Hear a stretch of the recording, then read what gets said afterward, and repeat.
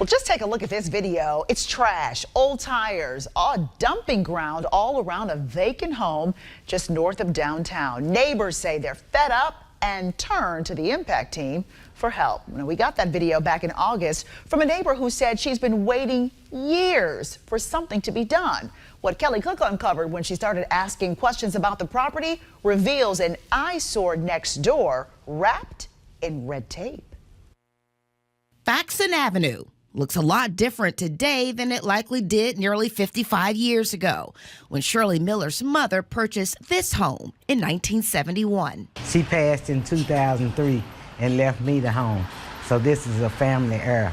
It's Miller's most prized possession, a symbol of a better life she never takes for granted. My mom made the way plain, thank God, and she blessed us to have a home because we were living in apartments. But it's the home next door. I'm right next to it. I can't even sit on my porch. That's turned her dream home I found a possum in my house. into a nightmare. You can't even stand on the porch. You're going to be looking up in the skies. It don't make sense. This is Miller back in August when she first alerted us to this vacant home in the 900 block of Faxon Avenue. The property is in deep disrepair and has become a magnet for illegal dumping. Miller told us she and her neighbors filed multiple complaints about the home with the city through 311. And they tell you that it's in court and they got a ticket on it. They've been saying that for years, at least 3 years. Shelby County property records show the home was purchased in 1973. When the owner passed away in 2021, it was passed down to her son and never occupied again. I mean, the family was nice, but they gone. The property is an insult to this whole street because there's no house on this street like that. I just appreciate you for bringing the attention because we really need help. Our investigation began August 15th when the impact team requested all code enforcement documents related to this house dating back to January 1st, 2021. The home doesn't appear to come on the city's radar until October 2023, when the owner was issued a rehabilitation action report with a threat of demolition if the property isn't cleaned up. Neighbors say nothing changed. A year and a half later, code enforcement was back with another notice to bring the home up to code. In June, inspectors returned again after neighbors filing another trash complaint. It wasn't until August 18th, just 3 days after the impact team first started asking questions about the home, those inspectors declared the home condemned, giving the city a green light to demolish it. So why between 2023 until 2025 that something wasn't done? Why wasn't there a condemnation order made then? There was an attempt again to make contact with an owner. We have to do due process. This is the Director of Community Enhancement, Melanie Neal. She's stepping into a new role and a new department facing an old problem.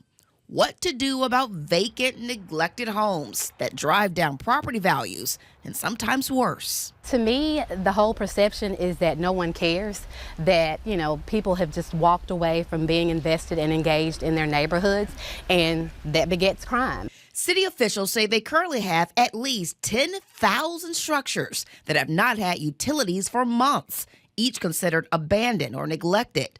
More than 800 have been recommended for demolition. That happens once the property is at least 51% dilapidated. If an owner is negligent and the city does have to intervene, then there's a huge cost associated with that. Before we exhaust our taxpayer dollars, we want to do our due diligence to hold the responsible party as responsible as possible. But tracking down a responsible party can be tricky. Just like with this home on Faxon, where the warnings on the door have gone ignored for years. According to records reviewed by the impact team, the son who inherited the home fell behind on taxes, turned over the home to an LLC, then caught up on his taxes and reclaimed the property. Neal says the legal web took years for the city to navigate. Well, what we need are actually legal resources. We have more attorneys on the books right now than we've ever had. The mayor has hired so many attorneys that are helping us with the legal loopholes. When you deal with privately owned properties and you have people who are not doing the right thing, then legally we as a city need a faster way to intervene. Part of the city's solution is a new community enhancement division responsible for blight remediation and code enforcement. Previously, those services were folded into the Public Works Division that also tackles potholes, infrastructure issues, and bridge repair. So now this allows us to have the focus. Neal says her new division has hired a blight litigation manager and lead prosecutor and 2 new law firms to deal with negligent homeowners in-house versus tying up environmental court. In the case of this home on Faxon, the homeowner did not appeal the city's decision for condemnation, paving the way for Miss Miller to finally see the Eyesore Next Door torn down. But, well, Miss Miller, after we got that condemnation order, I just got an update from the city. The city has decided to save the house. It's not worth saving. The newly formed Community Enhancement Legal Team decided to save the 100-year-old home through the Neighborhood Preservation Act, citing significant development happening in the area. The legislation allows the city to file a civil lawsuit against the property, rehabilitating the home through a nonprofit or receivership that would bring the home up to code instead of tearing it down, much to the dismay of the neighbor next door. I mean, look at the shell of it. You don't think it's worth saving? No, but I think they should tear it down, demolish it, and redo it.